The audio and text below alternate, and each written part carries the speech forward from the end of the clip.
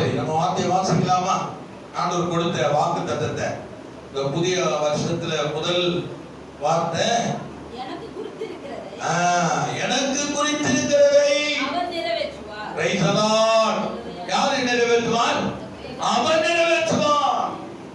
கர்த்தர் நிறைவேற்றுவார்.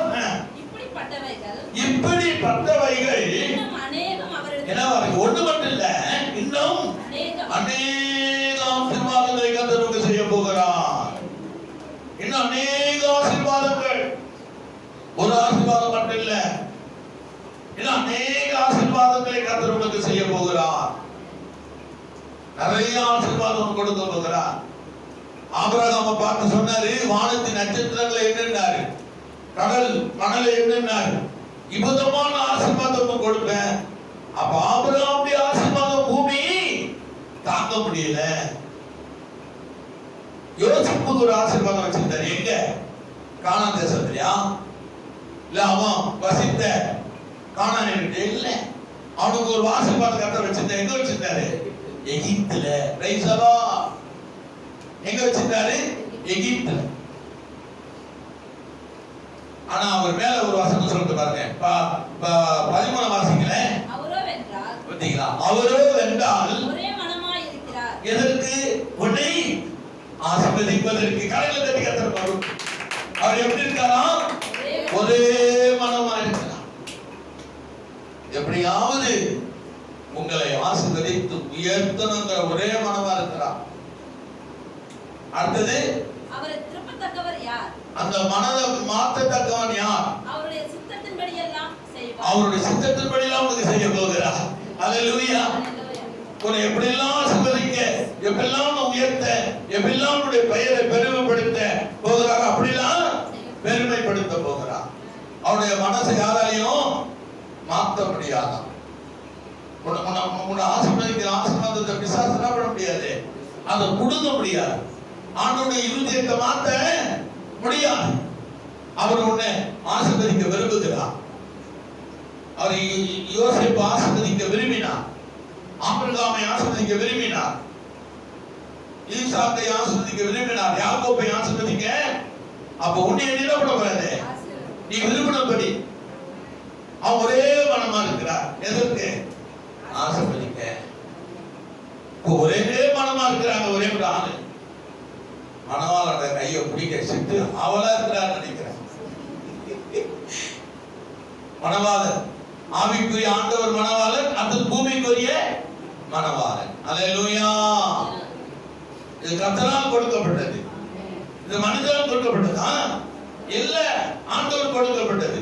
ஆண்டவர் நமக்கு ஒரு மணவாளன், அவர் பார்த்து நமக்கு ஒரு மணவாளனை பூமியில கொடுக்கிறார், ஒரு மணவாட்டியை பூமியில கொடுக்கிறார். ஆனா உண்மையான மணவாளன் யார் தான்? இயேசு கிறிஸ்து. அவர் மனம் மாற மாட்டார். ஏன் தெரியுமா? நமக்கு குறித்திருக்கிறதை நிறைவேற்றுவதற்கு, நமக்கு குறித்திருக்கிற ஆசீர்வாதத்தை நிறைவேற்றுவதற்கு அவர் மனம் மாற மாட்டார் என்றுதான் வேத வசனம் இப்படி சொல்லுது. அதுல இங்க ஒரு வசனம் சொல்லுது. ஆதியாகமம் 39 1வது வசனம் 2, 3, 4 வசனம் இப்படி சொல்லுது பாருங்களேன். 39 யோசேப்பை குறித்து சொல்லப்பட்டிருக்கு. யோசேப்பு எகிப்து கொண்டு போகப்பட்டான். பார்வோனுடைய பிரதானியும் அதிகாரிகளும் அதிபதியுமாகிய போத்திபார் என்னும் எகிப்து தேசத்தார் அவனை அவ்விடத்திலே கொண்டு வந்து இஸ்மவேலிடத்திலே விலைக்கு வாங்கினார். வித்துட்டாங்க. யார் விட்டது? தன்னுடைய சகோதரர்கள் இஸ்மவேலிட்ட வித்துட்டாங்க. இஸ்மவேல் என்ன பண்றான்? போத்திபார் இடத்துல விற்று போயிட்டான். இவன் ஒரு விலைக்கு வாங்கி அவன் ஒரு விலைக்கு வித்துட்டான். அப்ப யோசேப்புடைய ஆசீர்வாதத்தை கர்த்தர் எப்படி கொண்டு போறாரு பாருங்க. நம்ம நினைச்சிட்டு இருக்கலாம், ஏதோ ஒரு காரியம் நடந்து கொண்டிருக்கிறது, ஐயோ நான் வீணா போயிடுவேன் நினைக்கலாம். ஆனா ஆண்டவர் அப்படி விட மாட்டேன். சகோதரர்கள் இஸ்மவேலிட்ட வித்து போட்டதை அவன் யாருக்கிட்ட விற்கிறான்? போத்திபாருங்கிற ஒரு எகிப்து கிட்ட அவனை விற்கிறான். யோசேப்பு பாருங்களேன், இங்க 20 காசுக்கு வித்துட்டு அங்க போய் எவ்வளவு வித்தான்னு தெரியல, எழுதியிருக்காங்க. இயேசு எத்தனை காசுக்கு விற்கப்பட்டாரு? 30 காசு இல்லையா? அப்ப யோசேப்பு எத்தனை காசு விற்கப்பட்டான்? 20 வெள்ளி காசு. 10 வெள்ளிக்காசு கம்மி தான். ஆனா தேவன் அவனுக்கு கொடுத்திருக்கிற ஆசீர்வாதத்தை நிறைவேற்றுவதற்காக எகிப்துக்கு கொண்டு போறாங்க, அடிமைத்தனம் கொண்டு போறாங்க. நீங்க நினைச்சிட்டீங்களா நான் அடிமை? இல்லைங்க, நீ ஆசீர்வதிக்கப்பட்டவள், நீ ஆசீர்வதிக்கப்பட்டவன். ஆனா சில நேரத்தில் அடிமையா இருக்க வேண்டிய சூழ்நிலை வரும், ஏழையா இருக்கிற சூழ்நிலை வரும், பரிதேசியா இருக்கிற சூழ்நிலை வரும். ஆனா தேவன் உன்னை ஆசீர்வதிப்பதற்காகவே அந்த காரியத்தை செய்ய வல்லவரா இருக்கிறார். அப்ப கீழே என்ன நடக்குது? இரண்டாவது, அதுதான் முக்கியம். கர்த்தர் யாரோடு இருந்தார்? யோசேப்போடு கர்த்தர் இருந்தார். அவன் காரியமா இருந்தான். நீங்கள் அப்படிதான் இருக்கணும். எங்க இருந்தாலும் எங்க போனாலும் கர்த்தர் மீது விசுவாசம் இருக்கணும். அவன் காரியத்துல கர்த்தரை மட்டும் நான் உயர்த்தினா பாருங்க.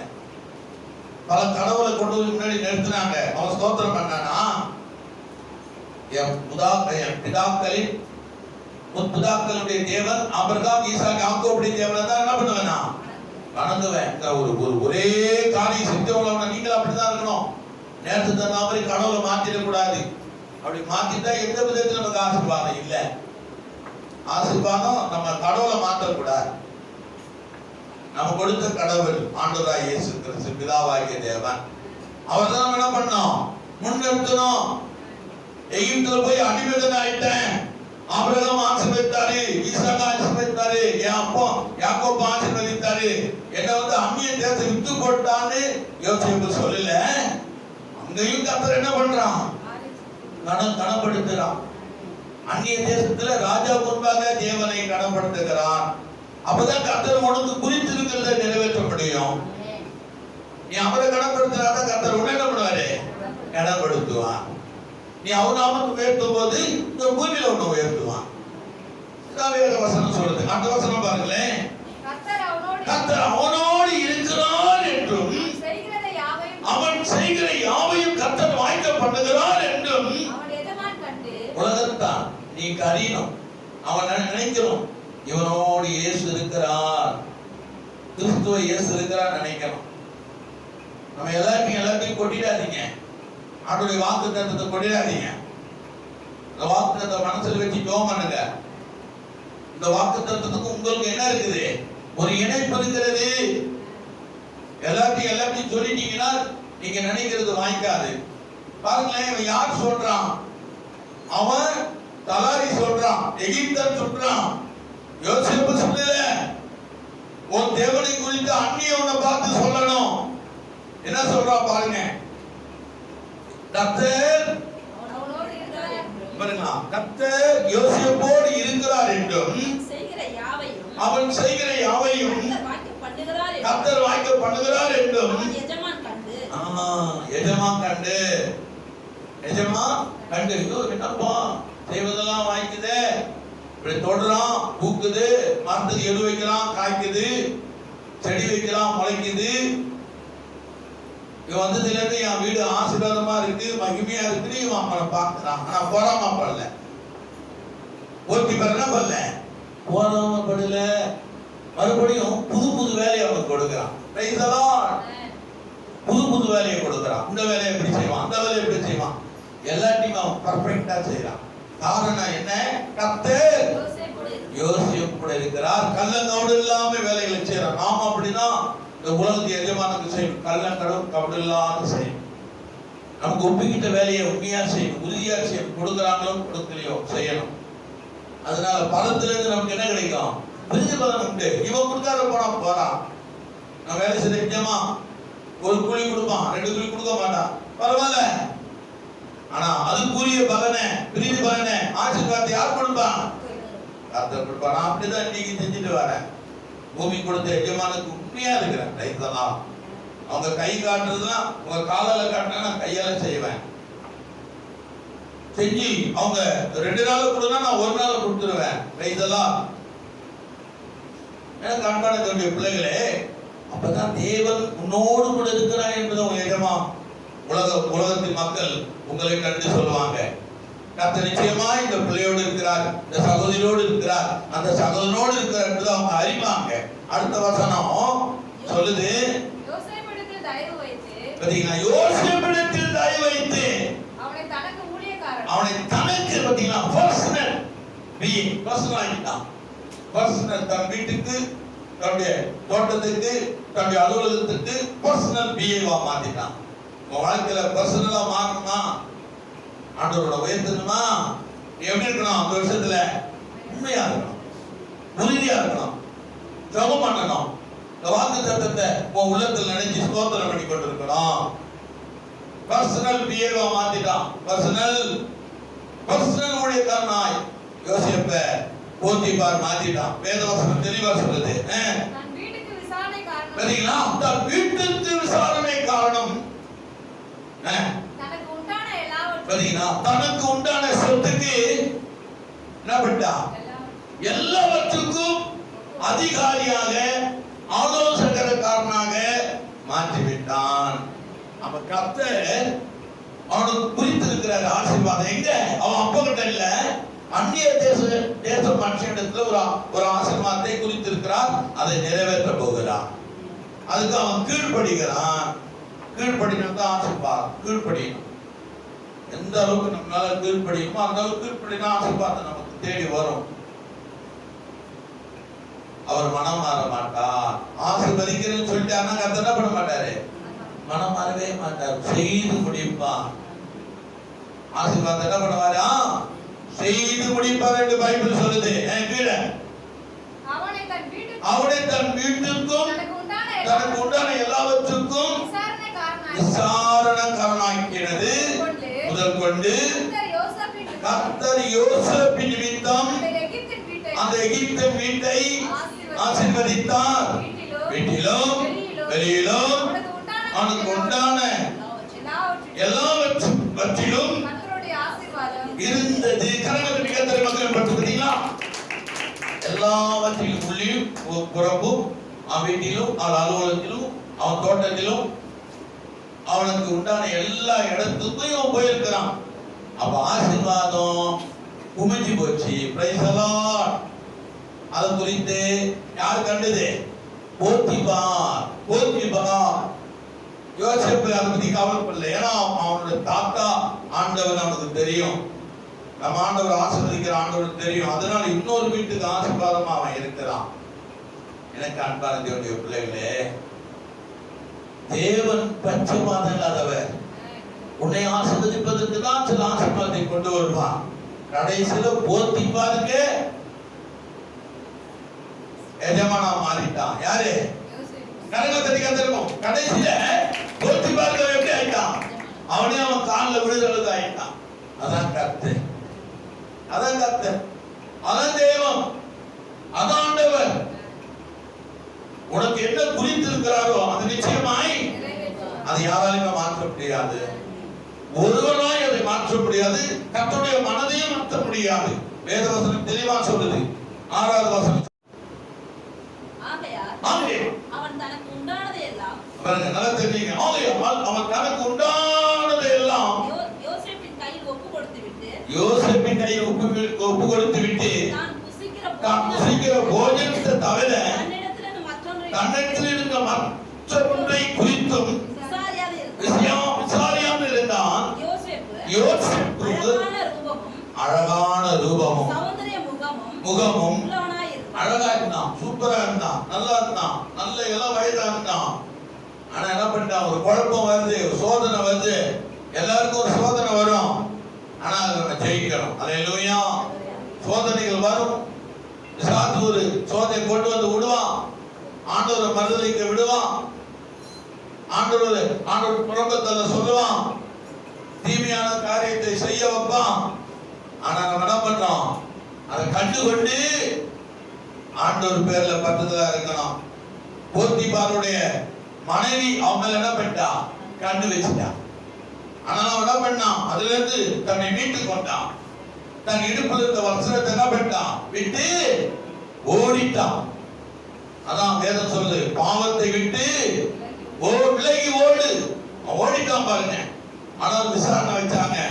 போத்திபாருக்கு தெரியும், இவன் தேவனுடைய மனிதன், இவனுடைய ஆண்டவர் இவனோடு இருக்கிறார், இவனை ஆசீர்வதிக்கிறார், தன் மனைவி பொய் சொல்லுகிறாள் என்று அவன் அறிந்து யோசேப்பை பாதுகாத்து வைத்திருந்தான். அது யார் பண்ற வேலை?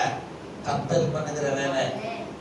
அந்நியன் மூலமா அவனுக்கு ஒரு பெரிய ஆசீர்வாதத்தை கொண்டு வந்து அவனை உயர்த்தும்படி அங்கே அவனை நாட்டுகிறார். அப்போ யோசேப்புக்கு கர்த்தர் ஆசீர்வாதத்தை எங்க குறி வைத்திருந்தாரு? எகிப்து தேசத்துல. உனக்கு எங்க வேணாலும் ஆசீர்வாதம் வச்சிருப்பாரு. அமெரிக்காவில் கூட உனக்கு ஆசீர்வாதம் இருக்கும். அங்க கூட நீ போய் செட்டில் ஆக. சிங்கப்பூர்ல நிச்சயமா செட்டில் ஆயிட போற. Praise the Lord. யாருக்கு எங்க ஆசீர்வாதம் செட்டில் வச்சிருக்காரு நமக்கு தெரியாது சகோதரனே, சகோதரியே. ஆனாலும் கர்த்தருடைய வார்த்தையை நம்பி, கர்த்தருடைய வசனத்தை நம்பி நீ ஒவ்வொரு நாள் என்ன பண்ணணும்? ஜீவிக்கணும், ஜெபம் பண்ணணும், அவர் நாமத்தை மகிமைப்படுத்தணும். இரண்டாவது ஒரு வசனம் சொல்லுது, ஏசாயா புத்தகம் 12:2 சொல்றாரு பாருங்க. ஏசாயா தீர்க்கதரிசி புத்தகம் 12:2 சீக்கிரம் வாசிங்க. இதோ தேவனே என் ரட்சிப்பு. இதோ சொல்றார், தேவனே என் ரட்சிப்பு. நான் பயப்படாமல் நம்பிக்கையா இருப்பேன். கர்த்தராகிய யெகோவா என் பலனும் என் கீதமுமானவர். அவரே எனக்கு ரட்சிப்புமானவர். நீ சொல்லணும் பாருங்க, ஒவ்வொரு நாளும் அவரே ரட்சிப்பு, அவரே யெகோவா. அவர் எனக்கு குறித்திருக்கிறதை நிறைவேற்றுவார். நான் எது குறித்து பயப்பட தேவையில்ல, நான் கலங்க தேவையில்ல. எனக்கு ஒன்று குறித்திருக்கிறார், அதை நிறைவேற்றுவார். அது என் வாழ்க்கையில வந்து பலிக்கும். அதுக்காக நான் காத்திருக்கிறேன். அடுத்த வசனத்தை சொல்லுது பாருங்க, 35. அதே ஏசாயா 35:3-4 சொல்லுது. அதனால நம்ம என்ன பண்ணுவோம்? ஒருவருக்கொருவர் நம்ம என்ன பண்ணுவோம்? தளர்ந்த கைகளை திடப்படுத்துவோம். தள்ளாடுகிற முழங்கங்களை என்ன பண்ணுவோம்? பலப்படுத்துங்கள். மனம் பதறுகிறவர்களை பார்த்து நீங்க சொல்லணும், பயப்படாதீங்க. இந்த வருஷம் ஆண்டவர் உங்களுக்கு ஒரு காரியத்தை குறித்து வச்சிருக்கிறார், ஒரு ஆசீர்வாதத்தை குறித்து வச்சிருக்கிறார், ஒரு மகிமையை குறித்து வச்சிருக்கிறார், ஒரு பெரிய கிருபையை உங்களுக்கு வச்சிருக்கிறார், கொடுப்பார். மனம் பதறுகிறவர்களை பார்த்து நீங்க சொல்லணும் சிஸ்டர், பிரதர்ஸ். மனம் பதறாதீர்கள், நீங்கள் பயப்படாதீர்கள், திடன் கொள்ளுங்கள். இதோ உங்கள் தேவன் நீதியை சரிகட்டவும் பதிலளிக்க வருகிறார். இதோ வருகிறார், இதோ வருவார். உங்கள் குறித்து இருக்கிறதை நிறைவேற்ற போகிறார். நீங்க நல்லா ஜெபம் பண்ணுங்க, காத்துறீங்க, ஆண்டவரை கூப்பிடுங்க. காத்து சொன்னா பாருங்க, ஆண்டவரே நான் கூப்பிடுற நேரத்துல வந்து எனக்கு உதவி செய்தார். அப்படியே வந்து நேரம் உதவி செய்தாரா? சில வழிகளை நமக்கு செய்வார். ஒரு மனிதனை அனுப்புவார், மனுஷன் அனுப்புவார், ஒரு குழந்தை அனுப்புவார். நம்ம காரியங்களை, சில காரியங்கள் அப்படியே நம்ம மனதில் உள்ளதை அப்படியே லகுவாக்கி கொண்டு போவார். ஆண்டவர் எனக்கு வந்தா எனக்கு உதவி செய்து போனார் சொல்றாங்களே, ஆண்டவர் அது நீங்க அந்த ரசனையை நீங்க பண்ணி பார்த்தாதான் தெரியும். அல்லேலூயா. அந்த ரசனையை நீங்க பண்ணி பார்க்கணும். ஆண்டவர் வருவான், உன் தேவையை சந்திப்பா, சந்திப்பிட்டு போயிடுவார். எப்படி என்ன நடந்ததுன்னு உனக்கு தெரியாது. ஆனா நீ அதை உணரணும். நீ இருதயத்தை என்ன பண்ணணும்? கர்த்தர் வந்தார், எனக்கு உதவி செஞ்சு போயிட்டார். அதை நீ அறியணும். கர்த்தர் தான் வந்து எனக்கு உதவி செய்தான். கர்த்தர் தான் என் கையை பிடித்து என்னை தூக்கினான். கர்த்தர் தான் என் ஆபத்திலிருந்து என்னை மீட்டுக் கொண்டான். ஒரு கரம் என்னை தொட்டது, ஒருவர் பின்னணி என்னை கூப்பிடுவது போல இருந்தது, என்னை இழுத்து எரிந்தது போல இருந்தது. இதுதான் தேவனுடைய உணர்த்துதல். உனக்கு குறித்திருக்கிற நிச்சயமாய் கர்த்தர் என்ன பண்ணுவார்? அதனால மனம் பதறுகளை பார்த்து சொல்லுங்க. நீங்க மனம் பதறாதீங்க. நிச்சயமா ஆண்டவர் உங்களுக்கு ஆசீர்வதிப்பார். திடமா இருங்க, நம்பிக்கையா இருங்க, உறுதியா இருங்க. அடுத்த வசனம் சொல்லுது பாருங்க, 40, 26, 28. 40 ஏசாயா புத்தகம் 40, 26 28 வரை.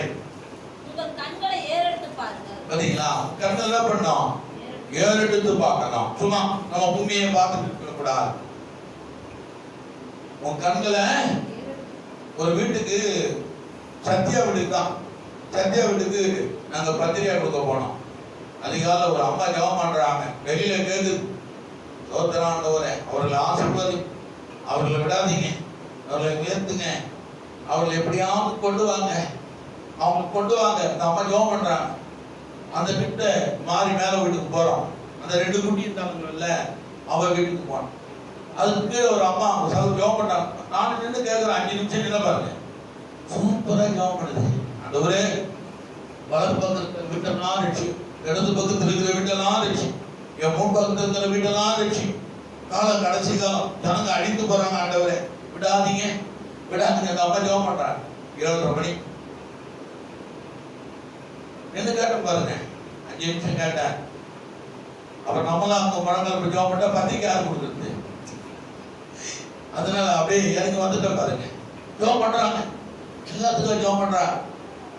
இந்த ஜெபம் உண்மையிலே பரலோகம் கேட்கப்படும். ஏன்னா என்னையாக நிக்க வேண்டியதே செய்தலா. அந்த வேத வசனம் என்ன சொல்லுது? உங்கள் கண்களை ஏறெடுத்து பாருங்க.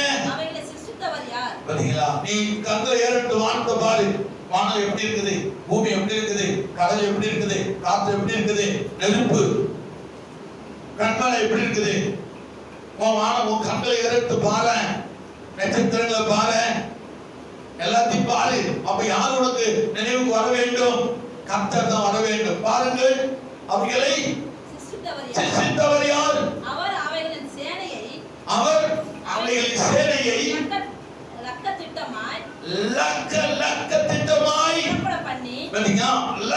திட்டமாய் திட்டம் பண்ணி புறப்பட பண்ணாராம். புறப்பட பண்ணி அவைகளெல்லாம் பேர் பேரா நட்சத்திரங்களையும் சந்திரனையும் பேர் பேரா, காற்றையும் பேர் பேரா அழைக்கிறார். அவரு இயற்கையே பேர் பேரா அழைக்கும் போது உன்னை என்னையும் பேர் பேரா அழைக்கிறது ஏமாத்தனம். வானத்தையும் பூமியையும் சிருஷ்டித்த கர்த்தர் மனுஷனையும் மனுஷகுமாரனையும் விசாரிக்கிறது நீ நானும் ஏமாத்தனம் என்கிறேன். அவர் உனக்கு குறித்திருக்கிறது நிறைவேற்றுவான். அந்த வருஷம் காத்துரு, நிச்சயமா நிறைவேற்றுவான். உனக்கு என்ன கொடுக்க வேண்டும் அவனுக்கு தெரியும்.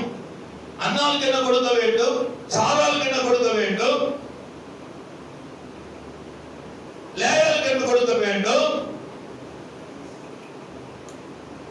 என்று அவருக்கு தெரியும்.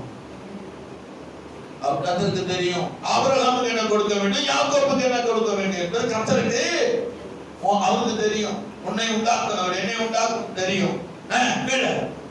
அவருடைய மகா பலத்தினாலும் அவருடைய மகா வல்லமையினாலும் அவைகளில் ஒன்றும் குறையாமல் இருக்கிறது. அல்லேலூயா. இயற்கை குறைஞ்சிருந்தா அப்போ உன் குடும்பத்தில் ஆசீர்வாதம் குறையுமா? உனக்கு குறித்து நிறைவேற்ற மாட்டாரா? கரங்களை கறி கத்தரி நிச்சயமா நிறைவேற்றும்.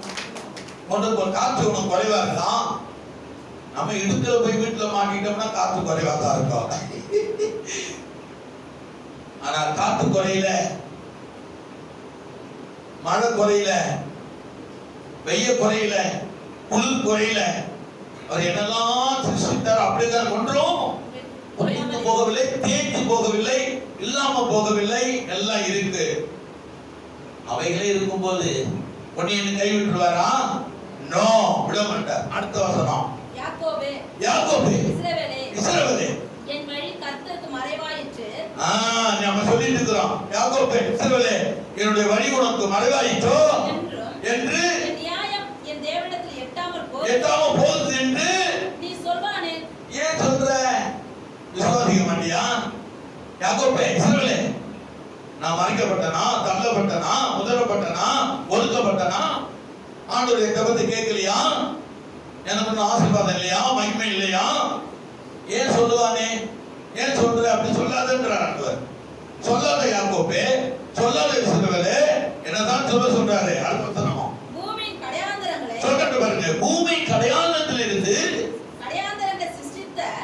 பூமியின் கடையாந்தரத்தை சிருஷ்டித்த கர்த்தர், கர்த்தராகிய அநாதி தேவன் போவதும் இல்லை. என்னங்க, உன்னை ஆசீர்வதிப்பதற்கு, உன்னை உயர்த்துவதற்கு, உன்னை காத்துக் கொள்வதற்கு, உன்னை காப்பாற்றுவதற்கு அவர் சோர்ந்து போவதில்லை, இளைப்படைவதும் இல்லை.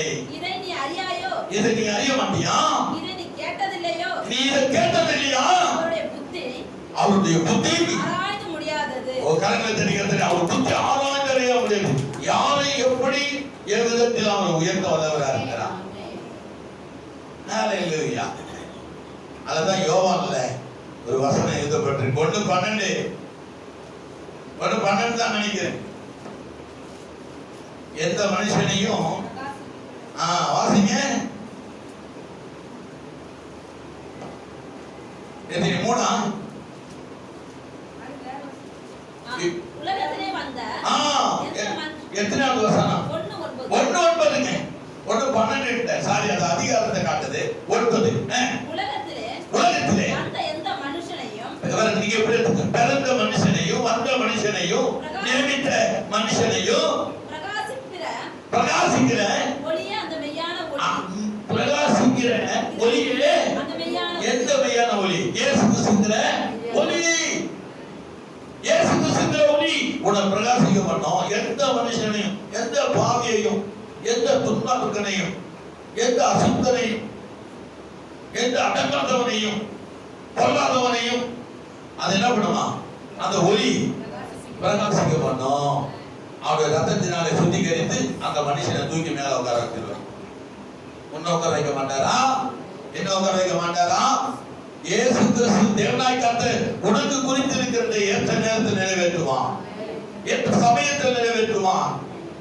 உன் ஆத்மாவை பெருக பண்ணுவான், உன் கையை கிரியைகளை பெருக பண்ணுவான், உன் கையின் பிரயாசத்தை அவர் பெருக பண்ணுகிறவராக இருக்கிறான் என்பதை நீ மறந்து போகாத. 28 முடிஞ்சிச்சு. சரி, யோபு 7வது அதிகாரம் 17, 18 வாசிக்கிறேன். வாக்குத்தத்த அதிகாரத்துக்கு நம்ம போக போறோம். 7, 17, 18 வாசிங்க. மனுஷனே, நீ ஒரு பொருட்டாக எண்ணுகிறதுக்கு அவன் மேல் சிந்தனை வைக்கிறதற்கும் கீழே காலைதோறும் அவனை விசாரிக்கிறதுக்கும் நிமிஷந்தோறும் அவன் ஏமாத்தணும். கர்த்தர் வானத்தை பூமியை சிருஷ்டித்து கடலை, காற்றை, நெருப்ப எல்லாத்தையும், செடி கொடிகளை, மிருகங்களை, காத்து மிருகங்களை, வீட்டு மிருகங்களையும் உண்டாக்குனாரே. ஆனா உன்னை என்னையும் விசாரிக்கிறது நீ நானும் ஏமாத்துறோம். ஆனாலும் முதல்ல உன்னை என்னதான் விசாரிக்கிறார். உனக்கு எனக்கு தான் ஆசீர்வாதம், உனக்கு எனக்கு தான் மகிமை, உனக்கு எனக்கு தான் நல்ல ஆதாரம், நல்ல சாப்பாடு, நல்ல சுகம், நல்ல ஆரோக்கியம், நல்ல பெருக்கம் ஆண்டு கொடுக்கிறார். அதனால வசனம் எவ்வளவு அழகா சொல்லுது பாருங்க. ஏமாத்திரம் 18 நான் என் உமி நீரை விழுங்காதபடி எத்தனை காலம் என்னை நெகிழாமலும் இருப்பீர். அல்லேலூயா, பிரைஸ் தி லார்ட். அவையருக்கு துக்கத்துல சொல்றான் பாருங்க. ஆனாலும் யோபுக்கு புத்தி இருக்கிறதை கதை என்ன பண்ணாரு? நிறைவேற்றினார். உனக்கு எனக்கு நிறைவேற்ற மாட்டாரா? இதுதான் இன்னைக்கு வாக்குத்தத்தம். அந்த ஆண்டு முழுவதும் 364 நாட்கள் இதை வச்சுதான் நம்ம ஜெபம் பண்ண போறோம். 12 மாதம் இதுதான் நமக்கு விசேஷமான உணவு. இதுதான் நம்மளை வழிகாட்ட போகிறது. ஏன் வழிகாட்ட போகிறது? பிலிப்பில் ஒரு வசனம் சொல்லுது. பிலிப்பு 3 நான் வாசிக்கிறேன். பிலிப்பு புதிய ஏற்பாடு பிலிப்பு 3 கிறிஸ்து இயேசுவுக்குள் பாத்தீங்களா? அந்த ஆசீர்வாதத்துக்கு அழைக்கிறான், மகிமைக்கு அழைக்கிறான், அந்த பொக்கிஷத்துக்கு தேவன் அழைக்கிறார். கிறிஸ்து இயேசுக்குள் அழைத்த பந்தய பொருளுக்காக லக்கு. இந்த வாக்குத்தத்தம் தான் உனக்கு லக்கு. இதை நோக்கி நீ தொடரணும். கர்த்தர் எனக்கு குறித்து இருக்கிறதை அவர் நிறைவேற்றுவார். வல்லவரா இருக்கிறார். நான் பெறுவேன், அதை அடைவேன், அதை ருசிப்பேன், அதுல மகிழ்வேன், கர்த்தரை துதிப்பேன். நீ அதை ஆண்டவர் நாமத்தை உயர்த்தணும். அதுதான் வேற வசனம் தெளிவா சொல்லுது. அல்லேலூயா, அல்லேலூயா. எபிரேயர் புத்தகம் 13:5-6 இப்படி சொல்லுது பாருங்களேன். அதே நேரத்தில் நீ ஓவர ஆசை எதுமேலே வச்சுக்க கூடாது. அதான் ஆண்டவருக்கு சொல்ற. ஓவர எதுமேலே நீ ஆசையை பற்ற வைக்க கூடாது. சொல்றாரு பாருங்க. அதே நேரத்துல கர்த்தர் சொல்றாரு, வாசிங்க. நீங்கள் பண ஆசை இல்லாதவர்களாய் நடந்து உங்களுக்கு இருக்கிறவைகள் போது என்று எண்ணுங்கள். சொல்றாரு பாருங்க. உன்னை நடத்துவன்ற, உன்னை போஷிப்பன்ற, உன் ஆயுசு நாட்களை கொடுப்பன்ற, உனக்கு சொன்னதை நிறைவேற்றுவன்ற, கடைசி வரை குடும்பத்தை கைவிடாத பெண் சொல்ற. அதை நல்லா புரிஞ்சு கொள்ளுங்க. அந்த வசனம் அப்படிதான் சொல்லுது. பண ஆசை இல்லாதவர்களாக இருந்து உங்களுக்கு இருக்கிறவர்கள் போதும் என்று இருங்க எண்ணுங்கள். என்ன சொல்றாரு? அதே வசனத்தை தான் சொல்றாரு. நீ அப்படி சொன்னா உனக்கு பணம் நிறைய இருக்கும், பணத்தை நான் கொடுத்துக்கிட்டே இருப்பேன், நான் உன்னோடு தானே இருக்கிறேன், நான் உன்னோட உலகத்துக்குள்ளே உன்னை அப்ப நான் உன்னோடு தான் இருக்கிறேன், நீ பணத்தாசை பொருளாசை, நான் உன்னோடு தானே இருக்கிறேன், உனக்கு என்ன தேவை, உனக்கு என்ன கொடுக்கணும், உனக்கு என்ன நிறைவேற்ற நான் பண்ணிக்கிட்டே இருக்கிறேன். நீ பண ஆசை பிடிச்சி உலகத்து மேல பல காரியங்களை செய்து நீ என்ன விட்டு போயிடாத, நான் உன்னோட்டு போக மாட்டேன். எவ்வளவு அழகா சொல்றாரு பாருங்க. அடுத்த வசனம் பாருங்க, தெளிவா சொல்லுது. 6வது வசனம் வாசிக்கல பாருங்க. அதனாலே நாம் தைரியம் கொண்டு, பாத்தீங்களா, கர்த்தர் என்னோடு இருக்கிறாரியா, அவர் என்னோட உலகத்துக்குள்ளே கடையுள்ளதுக்குள்ளே இந்த போதுங்க. ஒரு எஜமான் தான், ஒரு பெரிய ஒரு ராஜா, வயசாச்சு, வேலைக்காரன் தான், நல்லா தெரிஞ்சீங்க. சரி என்ன பண்ணான், சொத்து தானே வேண்டாம், எல்லாரும் கொடுக்குறான், அமௌண்ட முடியா கொடுக்குறான், எல்லாரும் கொடுக்குறான் அமௌண்ட முடியும். இந்த வேலைக்காரன் இந்த பர்சனல் பிஏ தானே பண்றான், ஐயா கொடுக்குறான், வாங்கி வாங்கி கொடுக்குறான் எல்லாருக்கும். அவன் கேட்டான், இவனுக்கு என்ன வேணும், நீ கேளு, நீ என்னோட இருக்கிற, எனக்கு பணிவிடை செய்யற, கடைசி வரை எனக்கு இருக்கிற, உனக்கு என்ன வேணும் கேட்டான். இல்லை நீ கொடுங்க, கொடுத்துட்டே இருக்கிறான், எல்லாரும் கொடுக்குறான், கடைசியில நீ கேளப்பா, கடைசியில இதை கேளப்பா, நான் உனக்கு தரேன், உட்காருங்க மேடம், என்ன வேணும் சொல்லு. அவன் சொன்னா, நீங்க கடைசி வரை என்னோட கூட இருந்தா போதும். கரங்களை தெரியாத மகம் ஏப்பா, நான் உன்னோட கூட என்னப்பா என்னப்பா எத்துக்க, எத்தனை கோடி வேணாலும் ஏத்துக்கிறேன், இல்லைங்க ஐயா எனக்கு பணமும் கோடியா வேணா, நீங்க என்னோட கூட இருந்தா போதும். இது எதை காட்டுது, அவன் வீட்டுக்கு வந்துட்டானா அவன் சொத்து வந்துடும். பிரைஸ் எல்லாம். அப்ப ஏசா தான் சொல்றாரு, நான் உன்னை விட்டு உலகத்தில்லை, உன்னை கைவிடுவதில்லை. 6வது வசனம். அதனாலே பாருங்க, கர்த்தர் என்னோடு இருக்கிறார். யோசிப்பு கர்த்தர் இருந்தார், தைரியத்தோடு என்ன பண்ணா, அந்த வீட்டை விட்டு வஸ்திரத்தை விட்டு ஓடனா, என் வஸ்திரம் போனா பரவாயில்ல, என் கர்த்தர் என்னோடு இருக்கணும், என் வஸ்திரம் போல பரவாயில்ல, வேற வஸ்திரம் வாங்கிடுவேன். அவன் உள்ள கோமணம் கட்டினான், கோமணத்தோடு ஓடிட்டான். மே வருஷத்தை விட்டுட்டு உள் வருஷத்தோடு ஓடிட்டான். வஸ்திரம் வேற வாங்கிடலாம், ஆனா கர்த்தரை போயிட்டானா வேற கர்த்தர் வாங்க முடியுமா?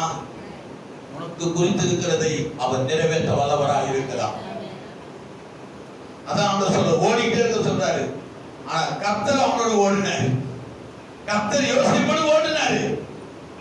யோசிப்பு எங்கெல்லாம் ஓடுறானே, கர்த்தர் அவன் பின்னாடி போனாரு. எதிர்மே நம்புறீங்க, நீ எங்க போனாலும் கர்த்தரோடு கூட வருவார். அதனால நாம் நீயும் தைரியம் கொண்டு, கர்த்தர் எனக்கு சகாயரா இருக்கிறார், நான் பயப்பட மாட்டேன்.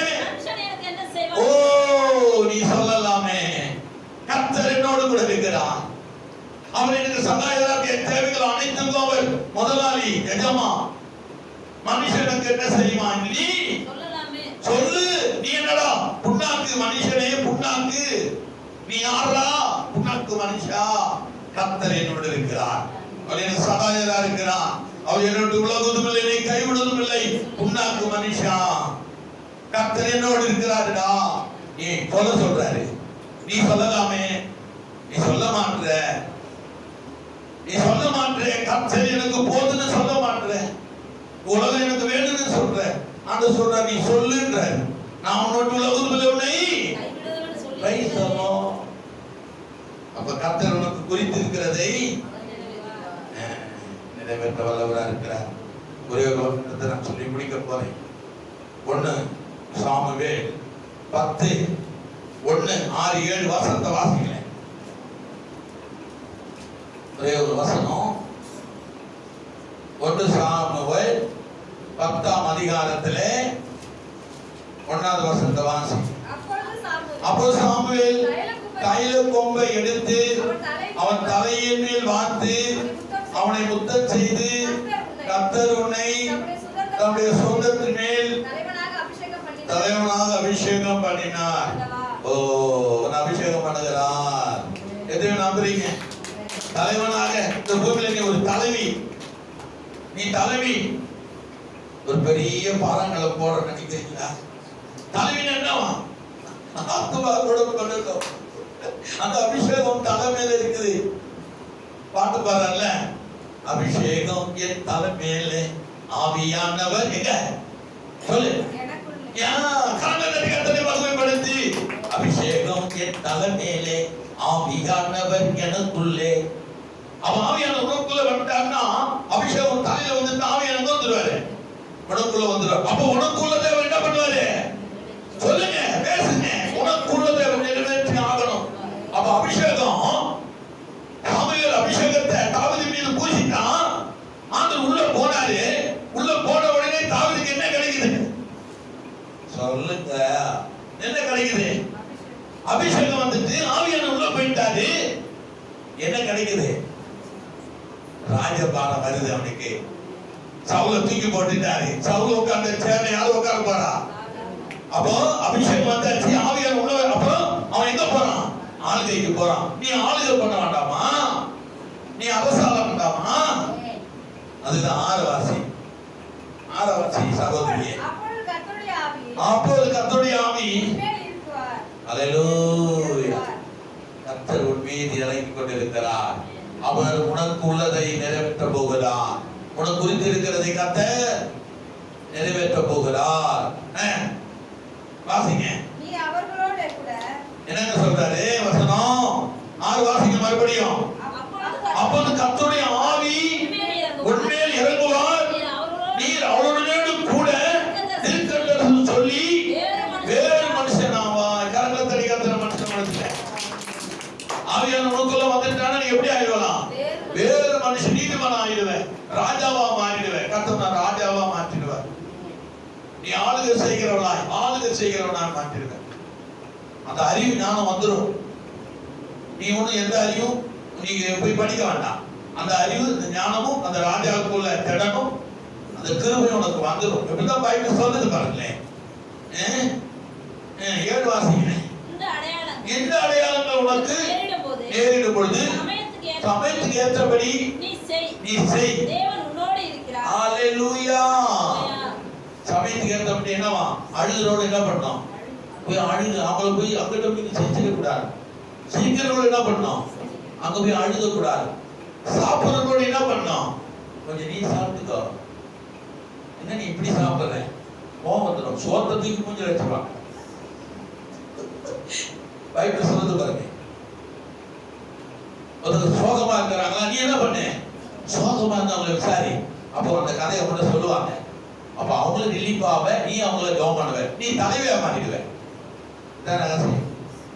சோகமா இருக்கும்போது நீ போய் அவங்கள்ட்ட என்ன நீ சோகமா இருக்கிற? அவங்க கோவம் வரும். நீ என்னப்பா சோகமா இருக்கிற, நீ நல்லா இருக்க கேட்டா அவங்க உள்ள கதை சொல்லுவாங்க. நீங்க 2 பேரும் பேசும்போது சிரிப்பீங்க. ஆவியான உள்ள போது அற்புதங்களை செஞ்சிருக்கு. அதுதான் இந்த வசனம் என்ன சொல்லுது?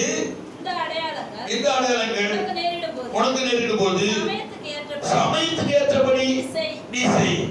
தேவன் உன்னோடு இருக்கிறார். சமயத்துக்கு ஏற்றபடி அங்க போய் நீ போய் நல்ல குடிச்சிட்டு குடி நல்லா தண்ணி போட்டு சத்துக்கு சொல்ல முடியாது. சமயத்துக்கு ஏற்ற மாதிரி பவுல் அப்படிதான் இருந்தாரு. கிரேக்கனுக்கு மாதிரி இருந்தாரு, யூதருக்கு மாதிரி இருந்தாரு, கிரேக்கனாவும் இருந்தார். அதனால்தான் இந்த பண்டல அவரால் நிறைவேற்ற முடிந்தது. என் பரிசுத்த போய் அவன்கிட்ட சொல்ல முடியாது. ரேவடிக்கிட்ட போய் நான் பரிசுத்த நீ பாவினா கட்டியத்தை குத்தி கொண்டுடுவான். ஹalleluya. நான் சொல்லல, பைபிள் சொல்லுது. நீ சமயத்துக்கு ஏற்றபடி செய். நான் உன்னோட கூட இருப்பேன், உனக்கு ஆபத்து வராது. இது நம்மளை காப்பாத்திக்கிறதுக்கு ஆண்டவர் சொல்ற காரியம். அப்போ வேத வசனம் என்ன சொல்லுது? வாசிங்க. எனக்கு குறித்திருக்கிறதை கர்த்தர் அப்படி சொல்லுங்க. கர்த்தர் எனக்கு குறித்திருக்கிறதை அவர் நிறைவேற்றுவார். ஹalleluya. எனக்கு குறித்திருக்கிறதை அவர் நிறைவேற்றுவார். அப்படிப்பட்ட ஆசீர்வாதம் இன்னும் நிறைய இருக்குது. என்ன வேணுமோ எல்லா ஆசீர்வாதமும் அவர்கிட்ட இருக்குது. ஒன்றும் குறைவில்லை. ஆண்டவர்கிட்ட ஒன்றும் குறை இல்லை. கிள்ளி கொடுத்துட்டு அள்ளி கொடுக்குறாரு. எல்லா ஆசீர்வாதமும் இருக்கு. மேல சொல்லுது மனம் மாற மாட்டார். 13 என்ன சொல்லுது?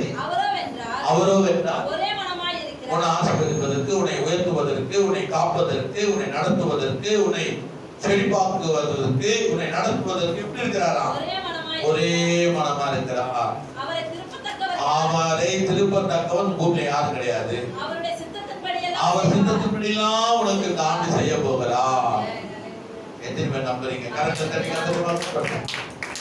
எடுத்துட்டு போனான்.